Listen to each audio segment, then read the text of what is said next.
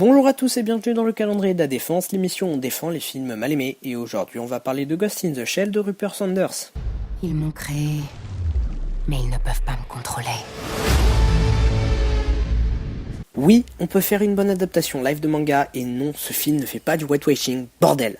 Au lieu de l'ouvrir et de crier au scandale à toute occasion, regardez le film et rendez-vous compte à quel point cette critique colle à la peau de ce film est conne, sérieux.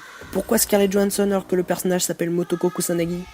Regarde le film, et tu comprendras que c'est logique, que ce n'est qu'une coquille. Putain, dans le titre, les mecs, Ghost in the Shell, fantôme dans la coquille. C'est une âme de japonaise qu'on a transférée dans un corps d'européenne. Alors arrêtez de crier au whitewashing. Bref, Ghost in the Shell est l'adaptation d'une série de mangas du même nom de Masamune Shirow. Il y avait déjà eu plusieurs adaptations en film d'animation. J'ai vu les deux premiers, mais j'en parlerai après. Alors le film live de 2017, c'est l'histoire du Major Kusanagi qui a été sauvé d'un terrible accident et donc réassemblé dans un corps cybernétique aux capacités hors normes.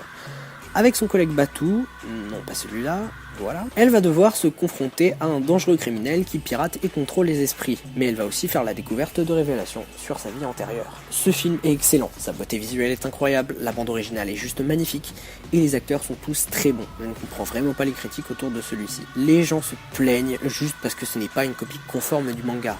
Ah, en fait, les gens sont pas contents pour les mêmes raisons que le film Death Note. Je vais pas me répéter, mais une bonne adaptation, elle prend forcément des libertés. Mais le truc le plus drôle, c'est que les gens se plaignent, mais Ghost in the Shell est meilleur que les deux premiers films d'animation qui lui sont dédiés. Et il prend même des choses des deux pour construire sa propre histoire et surtout sa propre morale. C'est ça qui diffère principalement avec le premier film d'animation dont le film est adapté et dont il copie parfois plan pour plan des scènes, sérieux, et vous vous plaignez. La morale du film est excellente et c'est une très bonne idée d'avoir remplacé celle du film d'animation par celle-ci.